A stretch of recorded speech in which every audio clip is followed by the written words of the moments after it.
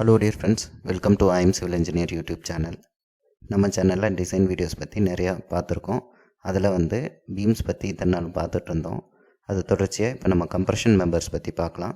Compression மெம்பர்ஸ்னு சொல்கிறது columns மட்டும் இல்லை, மற்ற சில மெம்பர்ஸும் இருக்குது. அதை பற்றி எல்லாமே நம்ம அடுத்த வீடியோக்களில் பார்க்க போகிறோம்.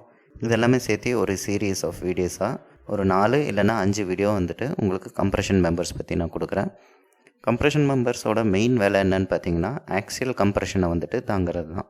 அதாவது ஒரு மெம்பர்னு எடுத்துக்கிட்டோம்னா அதுக்கு டைமென்ஷன்ஸ் இருக்கும், x and y dimension.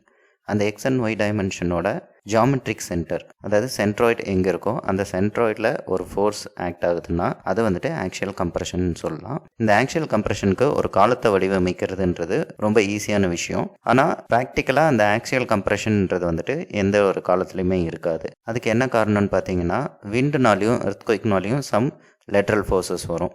So அந்த லேட்ரல் ஃபோர்ஸஸ்னால லோடு கரெக்டாக சென்ட்ராய்டில் ஆக்ட் ஆகாமல் கொஞ்சம் எக்ஸென்ட்ரிசிட்டிக்காக ஆக்ட் ஆகும்.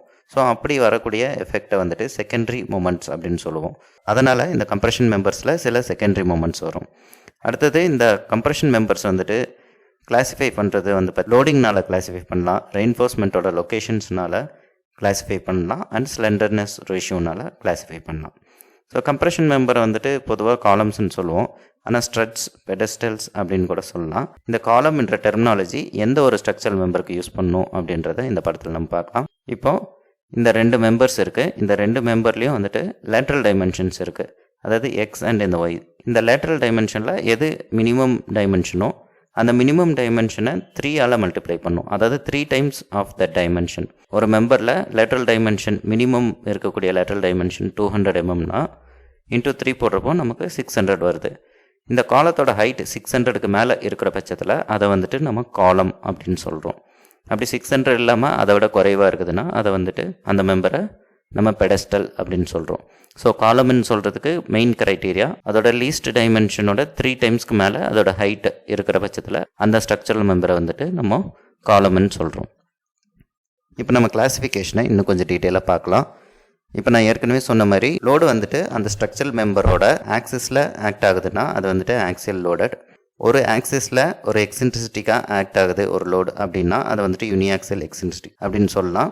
அடுத்தது 2 ஆக்சிஸ்க்கு நடுவில் லோடு எக்ஸென்ட்ரிக்காக ஆக்ட் ஆகுதுன்னா அது பைஆக்சியல் எக்ஸென்ட்ரிக் அப்படின்னு சொல்லலாம். அடுத்தது ரெயின்ஃபோர்ஸ்மெண்ட் பொறுத்து எப்படி ஒரு காலம் கிளாஸிஃபை ஆகுதுன்னு பார்த்தீங்கன்னா அதோட டைஸில் தான். டைஸ்ன்றது லாஞ்சிடியூட்னல் பார்ஸை டைப் பண்ணி வைக்கக்கூடிய ஸ்டிரப்ஸ். ஸோ இது பீமில் வரப்போ ஸ்டிரப்ஸ்ன்னு சொல்லுவோம், காலமில் வரப்போ டைஸ்ன்னு சொல்லுவோம். இந்த டைஸோட பொசிஷன் எப்படி இருக்கோ அது பொறுத்து காலத்தோட டைப் மாறும். அந்த டையே ஸ்பைரலாக வவுண்ட் பண்ணியிருக்காங்க அந்த காலத்தோட லாஞ்சிடியூட்னல் பார்ஸை அப்படின்னா, ஸோ அந்த இடத்துல லோட் கேரிங் கெப்பாசிட்டி கொஞ்சம் வித்தியாசமாக இருக்கும். அதை பொறுத்தும் காலம் கிளாஸிஃபை ஆகுது. இன்னொரு டைப் ஆஃப் கிளாஸிஃபிகேஷன் பார்த்தீங்கன்னா காம்போசிட் டைப். இந்த காம்போசிட் டைப்பில் என்னன்னு பார்த்தீங்கன்னா, ரெயின்ஃபோர்ஸ்மெண்ட்டுக்கு பதிலாக ஸ்ட்ரக்சரல் ஸ்டீலை யூஸ் பண்ணியிருப்பாங்க.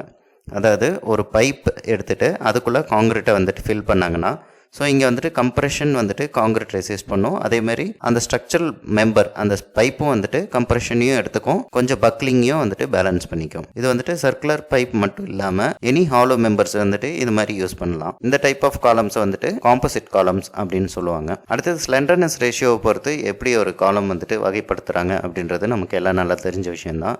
ஸ்லெண்டர்னஸ் ரேஷியோவுக்கு நம்மளோட லேட்ரல் டைமென்ஷன்லேருந்து மினிமம் சம் வேல்யூ இருக்குது, அதை எக்ஸீட் ஆகிறப்போ காலம் ஸ்லெண்டராக பிஹேவ் பண்ணும். ஸ்லெண்டராக பிஹேவ் பண்ணுறப்போ என்ன ஆகும்னா காலம் சீக்கிரமாக பெண்ட் ஆகி உடஞ்சிரும். அதோட ஃபுல் கேரிங் கெப்பாசிட்டி அட்டைன் பண்ணுறதுக்கு முன்னாடியே உடஞ்சிரும். ஸோ இந்த ஆக்சியல் லோடிங் பொறுத்து தான் நான் இந்த இடத்துல இந்த படத்தை உங்களுக்கு கொடுத்துருக்கேன். லோடு ஒரு பாயிண்டில் ஆக்ட் ஆகுதுன்னா இந்த காலம் பி டைமென்ஷன் அண்ட் டி டைமென்ஷனில் இருக்குது. இதில் சென்டர் பாயிண்டில் ஆக்சிஸில் ஆக்ட் ஆச்சு. இது ஆக்சியலி லோடட் காலம். ஆனால் இந்த ஆக்சியலி லோடட் காலமில் கொஞ்சம் எக்ஸென்ட்ரிசிட்டி கண்டிப்பாக இருக்கும். அதனால் இந்த சென்டர் பாயிண்ட் இந்த சென்ட்ராய்ட்லேருந்து கொஞ்சம் தள்ளி ஆக்ட் ஆச்சுனாலும் நம்ம எக்ஸென்ட்ரிசிட்டிக் எடுக்க தேவையில்லை. அது எந்த ரீஜன் அப்படின்னு பார்த்தோம்னா அதுக்கு தான் நமக்கு மிடில் தேர்ட் ரூல் யூஸ் ஆகுது. இந்த மிடில் தேர்ட் ரூல் என்ன சொல்லுதுன்னு பார்த்தீங்கன்னா, இந்த காலத்தை 3ஆக பிரிக்கிறோம். அதாவது இந்த அவுட்டர் மோஸ்ட் 2 எட்ஜஸ் தவிர்த்து மிடில் இருக்கக்கூடிய அந்த ஒரு போர்ஷன் அதை தான் மிடில் தேர்ட் அப்படின்னு சொல்கிறோம். ஸோ இந்த 2 டைமென்ஷன்லையும் இந்த மிடில் தேர்ட் இருக்கக்கூடிய ரீஜனில் ஒரு லோடு ஆக்ட் ஆச்சுன்னா அது வந்துட்டு எக்ஸென்ட்ரிசிட்டிக்கு பாதிப்பு வராது அப்படின்னு இந்த ரூல் சொல்லுது. இருந்தாலும் நம்மளோட இந்தியன் ஸ்டாண்டர்ட்ஸில் என்ன சொல்கிறாங்கன்றத நம்ம இங்கே பார்க்கணும். அதுதான் நம்ம கைடன்ஸ் வேல்யூவை எடுத்து நம்மளோட காலம்ஸை வந்துட்டு டிசைட் பண்ணணும். So IS 456/2000 clause 25.4A minimum eccentricity என்ன சொல்கிறது அப்படின்றத உங்களுக்கு நான் இங்கே ரீட் அவுட் பண்ணி காட்டுறேன். All columns shall be designed for minimum eccentricity equal to the unsupported length of column divided by 500 plus lateral dimension divided by 30 subject to a minimum of 20 mm. Where biaxial bending is considered, it is sufficient to ensure that eccentricity exceeds the minimum about one axis at a time. So மேலே சொல்லியிருக்கிற டெஃபினேஷனை கீழே இங்கே நான் வந்து ஈக்குவேஷனாக convert பண்ணியிருக்கேன். ஒரு டைமென்ஷனில் அதாவது X ஆக்சிஸில் வந்துட்டு நமக்கு எக்ஸென்ட்ரிசிட்டி எவ்வளோ மினிமம் எடுத்துக்கணும் அப்படின்னு பார்த்தோம்னா, ஸோ இந்த காலத்தோட அன்சப்போர்ட்டட் லென்த் அதை வந்துட்டு எல்லுன்னு எடுத்திருக்கேன் டிவைடட் பை 500 ப்ளஸ் எக்ஸ் ஆக்சிஸில் இருக்கக்கூடிய டைமென்ஷன் பின்றனால இங்கே பின்னு போட்டிருக்கோம் டிவைடட் பை 30. ஸோ இங்கே வரக்கூடிய ஒரு வேல்யூ இருக்குது, அது இல்லைன்னா 20 mm. இதில் எது அதிகபட்சமோ அந்த ஒரு எக்ஸென்ட்ரிசிட்டிக்கு அது மினிமமாக ஒரு காலமை வந்துட்டு நம்ம வடிவமைக்கணும்.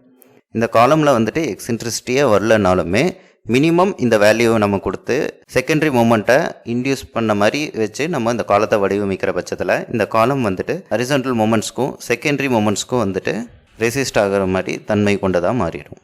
நம்ம சேனலில் ஏற்கனவே காலம் ரெயின்ஃபோர்ஸ்மெண்ட்ஸ் எவ்வளோ கொடுக்கணும் அப்படின்றத பற்றி ஒரு டீட்டெயிலான வீடியோ கொடுத்துருக்கேன். அந்த வீடியோட லிங்க்கை நான் மேலே ஐக்கானில் கொடுக்குறேன், அதை நீங்கள் பார்த்து இன்னும் தெரிஞ்சுக்கோங்க. அடுத்தடுத்த வீடியோஸில் இன்னும் நிறைய விஷயங்கள் நம்ம தெரிஞ்சுக்க போகிறோம். அந்த இன்ட்ராக்ஷன் டயக்ராம், ஸ்லெண்டர்னஸ் ரேஷியோ இதெல்லாமே பற்றி தெரிஞ்சுக்க போகிறோம். அதுக்கப்புறம் காலமை வந்துட்டு நம்ம டிசைன் பண்ணிவிட்டு இந்த சீரியஸை வந்துட்டு முடிக்கலாம். இந்த வீடியோ உங்களுக்கு பிடிச்சிருந்தா லைக் பண்ணுங்கள், உங்கள் ஃப்ரெண்ட்ஸ் அண்ட் ரிலேட்டிவ்ஸ்க்கு ஷேர் பண்ணுங்கள். மறக்காமல் நம்ம சேனலுக்கு சப்ஸ்கிரைப் பண்ணி உங்கள் சப்போர்ட்டை கொடுங்க. நன்றி.